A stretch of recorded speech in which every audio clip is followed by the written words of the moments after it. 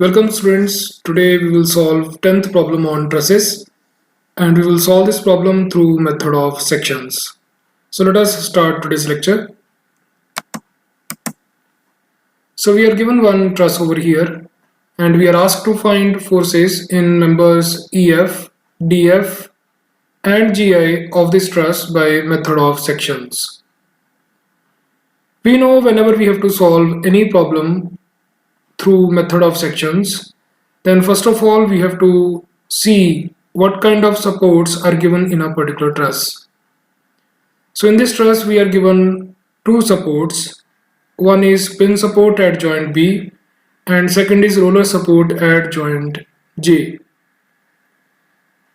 We know pin support provides two reactions, one normal to its surface, second along its surface.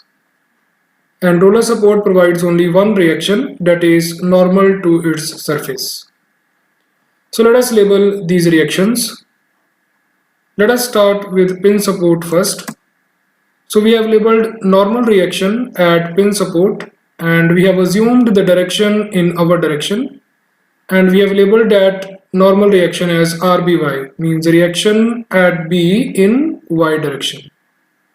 Now let us label the second reaction at the pin support, that is along its surface, and we have assumed its direction towards right and we have labeled it as RBX, that is reaction at B in X direction. Let us label the reaction at roller support now, and we know roller support provides only one reaction, that is normal to its surface. Over here we have assumed the direction of that reaction in our direction and we have labeled that direction as RJY, that means reaction at J in Y direction. So first step under method of sections is that we should identify the supports given in the truss and we should label the reactions provided by those supports. In the second step, we find the values of these reactions through three equations known as equations of equilibrium. Those equations are summation fx is equal to 0, summation fy equal to 0 and summation m equal to 0. So let us find values of RBX, RBY and RJY through equations of equilibrium. So let us start with the first equation, that is summation fx is equal to 0. So let us see how many forces are acting in this truss in x direction. There are two forces, RBX and 80 kilonewton. These two forces are acting towards right, so we have to consider these two positive. So equation will be RBX plus 80 equal to 0. So from here we will get value of RBX as minus 80 kilonewton. So negative sign over here tells us that the direction which we have assumed for RBX at the start, that is not correct. It is actually acting towards left. Now let us apply the second equation. Second equation is summation Fy equal to 0. So let us see how many forces are acting in this truss in Y direction. There are four forces acting in Y direction. RBY and RJY, these two forces are acting in our direction, so we have to consider these two forces positive, while these two forces of 140 kilonewton each acting at joint C and G are acting in downward direction, so we have to consider these two negative. It means equation will be RBY plus RJY minus 140 equal to 0. So from here we will get one equation, RBY plus RJY equal to 280. In this equation we have two unknowns, so we cannot solve this equation. So let us call this equation as equation number 1 for time being. Now let us apply the third equation, that is summation m equal to 0. And let us consider moment about joint B. As we are considering moment about joint B, that means moment because of RBX and RBY will be equal to 0 because these two are intersecting moment center. It means for this equation we have to find the moments because of these four forces. Let us first discuss about this 140 kilonewton force acting at joint C. This force will generate clockwise movement, so we have to consider its moment negative. And this is the line of action of this force, and this is the moment center. So perpendicular distance between line of action of the force and moment center is 4 meters. It means moment because of this force will be equal to minus 140 into 4. Now let us observe moment because of the next force acting at joint G. Now this force will also generate clockwise moment, so moment because of this force will be negative.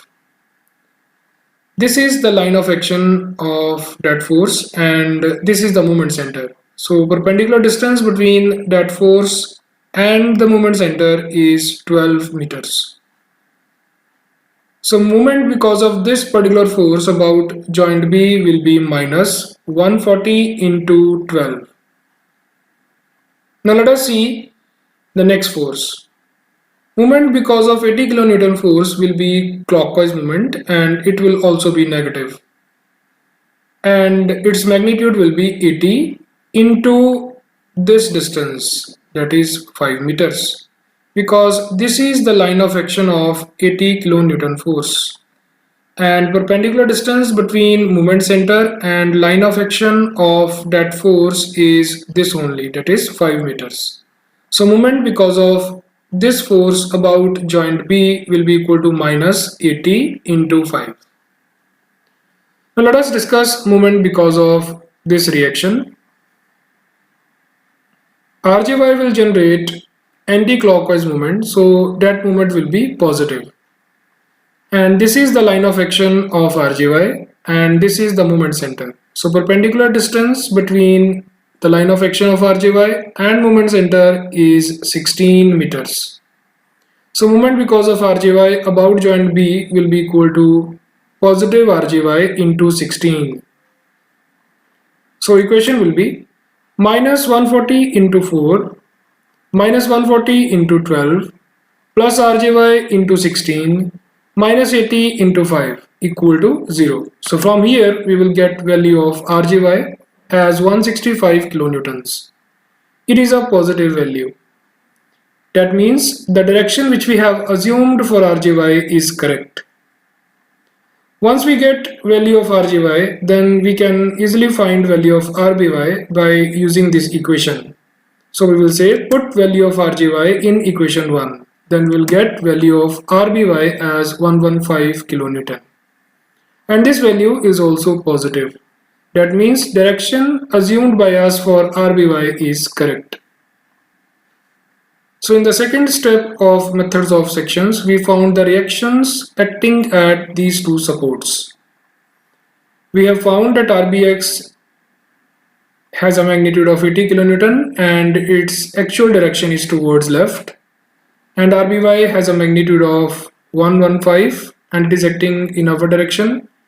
And RJY has a magnitude of 165 and it is acting in our direction. So let us label these values now. So we have labeled the value of RBY and RGY and we have labeled the correct direction of RBX and we have labeled its value as well. Now in the next step we have to find forces in members EF, DF and GI of this particular truss. Now let us locate these members in the truss. EF is over here and DF is over here, while GI is at this place. Now you can see these three members are not at the same place. EF and DF are close to each other, but GI is placed at some distance from these two members. Now under method of sections, the next step is we have to divide this truss into two parts by using a particular section. Means we have to cut this truss into two parts along a particular section. Now condition for deciding the section is that section must cut at the most three members of the truss, and those cut members must include those members of the truss for which we have to find the forces. But over here you can see that member EF and DF are close to each other, so we can cut these two members with a single section, but we cannot cut GI in that section. It means for this particular problem we have to consider two sections. In one section we will consider cutting off member EF and DF, while in other section we will consider cutting off member GI. It means we have to solve this problem in two parts. So let us start with the first part, in which we will find forces in member EF and DF. So the best section for these two members will be this only. So if we will cut this truss along this section, then we will satisfy those two conditions. That is, section must cut at the most 3 members of the truss, and the cut members must include those members of the truss for which we have to find the forces. So you can see this section decided by us has cut 3 members of the truss, and out of these 3 members, 2 members are those members for which we have to find the forces. Now what is the next step? Next step is we have to consider any of these two sections. Right now we have left section of the truss and we have right section of the truss. So we can consider any section out of these two for the next step. So let us consider left section of this truss and let us draw the free body of the left section. So we will say equilibrium of left section of the truss. Now if we want to consider left section of the truss, then we have to draw its free body first. So in its free body we have to show these members 1, 2, 3, 4, 5, 6, 7. So we have to represent 7 members, and we have to represent 2 reactions at pin support B and 1 external force at joint C. Then we have to show these 3 cut members also. So let us draw its free body. So we have represented 7 members over here, and we have represented the reactions at joint B. We have represented external force at joint C. Now we will represent the cut members also, that is EG, EF and DF. So let us draw these members. This is member EG, this is EF and this is DF. Now in the next step we have to show the forces in these 3 cut members, and we have to show these forces away from the joint. Means we have to represent tensile forces in these 3 cut members. So let us place these forces. So this is member DF. In this member we have placed its force as FDF and we have placed it away from the joint. That means tensile force. Now this member is EF. So in this member we have placed its force, that is FEF, and we have placed it away from the joint, that means tensile force. Now this member is EG. So in member EG we have placed its force labeled as FEG over here, and it is placed away from the joint, that is tensile force. Now after this we will see, is there any inclined force acting in this particular truss? No, in this truss there is no inclined force. It means we are ready with the free body of left section of this truss. That means now we can apply equations of equilibrium for this free body. So let us start with the first equation, that is summation Fx is equal to 0. So let us see how many forces are acting in this truss along x direction. There are 3 forces, FEG, FDF and 80 kilonewton. 80 kilonewton is acting towards left, so we have to consider this as negative, while FDF and FEG, these two are acting towards right, so we have to consider these positive. So equation will be FEG plus FDF minus 80 equal to 0. So in this equation we have 2 unknowns, so we cannot solve this equation. So let us call this equation as equation 1. Now let us apply the next equation, that is summation Fy equal to 0.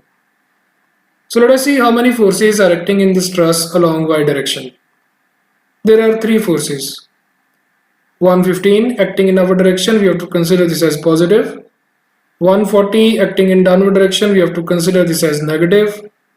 FEF acting in downward direction, so we have to consider this force also as negative force. So equation will be 115 minus 140 minus FEF equal to 0. So from here we will get value of FEF, and it is a negative force. Negative answer means that the direction which we considered for EF at the start is not correct. So that means FEF is a compressive force. So next to the magnitude we have written letter C. C stands for compressive force. Now after this we will apply the next equation, and that equation is summation m equal to 0. Now over here we have to understand a very important point. We have to observe that at which joint of this truss or this section we should apply moments equation so that we should get the remaining unknown forces. Now we are asked to find FEF and FDF. Remember, this force FEG is not asked to us, so we will not find this force. And out of these two forces we have already found FEF. It means now we have to find FDF. So in order to find FDF, what we will do, we will take moment about joint E. Why? Because if we will take moment about joint E, then we will get rid of these two forces. Then in that equation, there will be only one unknown, and therefore we can solve that unknown easily. So let us consider moment about joint E. So in this equation we have to consider four forces. We have to see their moments about joint E. So let us start with FDF first. FDF will generate anti-clockwise moment about joint E, so that will be a positive moment, and its magnitude will be FDF into this perpendicular distance, because this is the line of action, this is the moment center, so this is the perpendicular distance, and it is mentioned as 5 meters in the question. It means moment because of FDF about joint E will be equal to FDF into 5. Now let us consider the moment of the next force. This force will generate anti-clockwise moment about joint E, so that moment will also be positive, and its magnitude will be 140 into this perpendicular distance, that is given over here as 4 meters. So moment because of 140 kilonewton force about joint E will be 140 into 4. Now let us see the moment of next force 115 about joint E.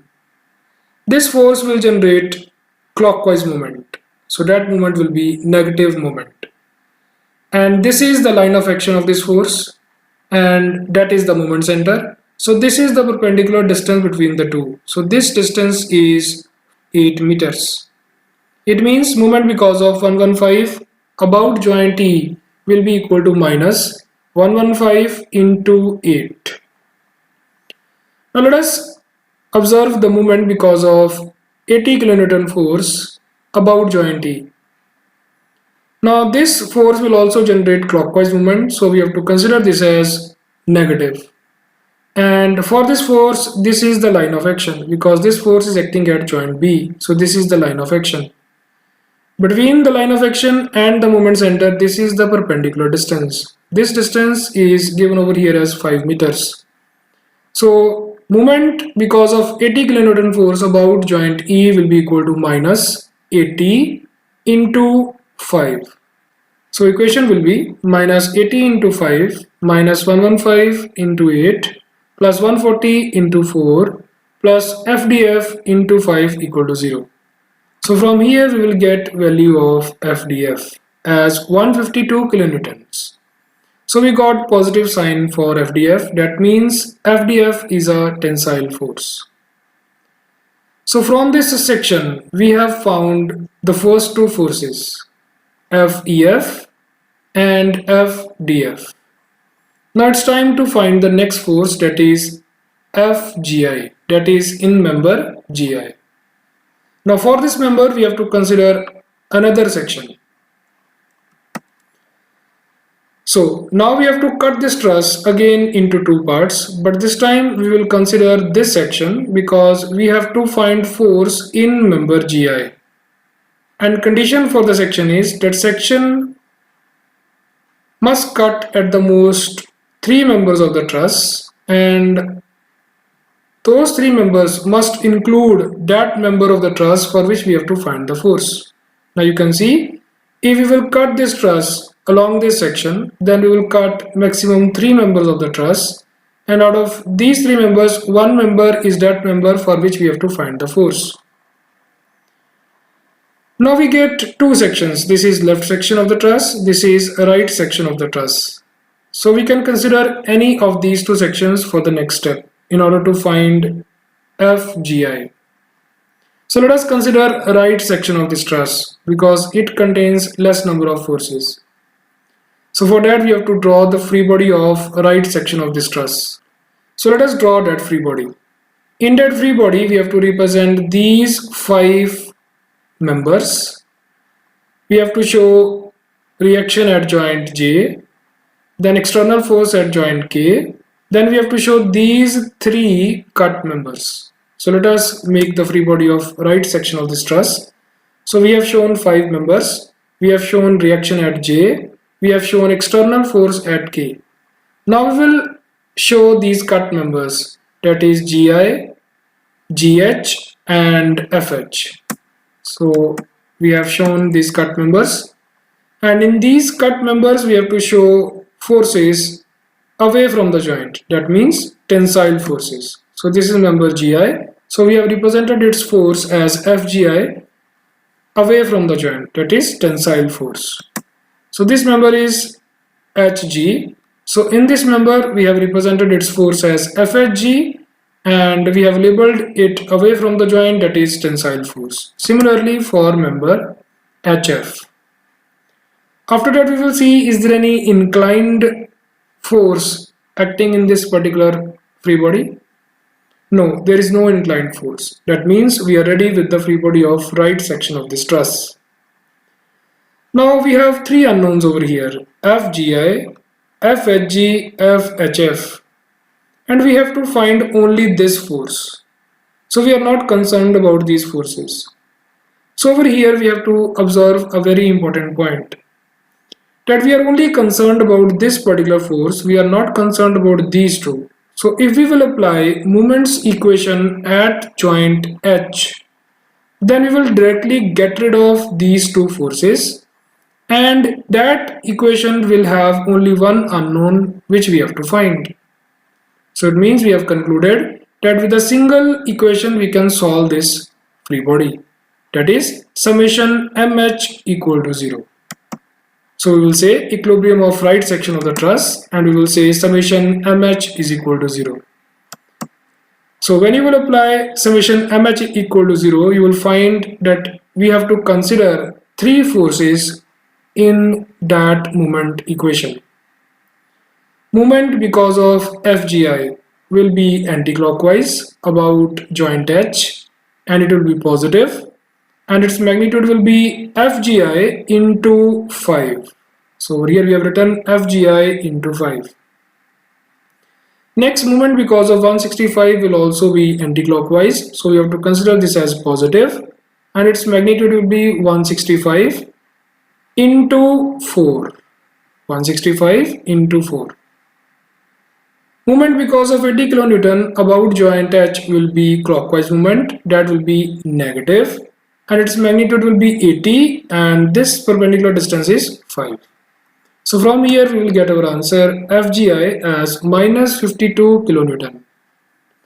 At the start we assumed tensile nature for FGI, but we got negative sign, so it means FGI is a compressive force. So we have found forces in these 3 members of the truss. And I hope this particular answer is clear to you. Thank you very much.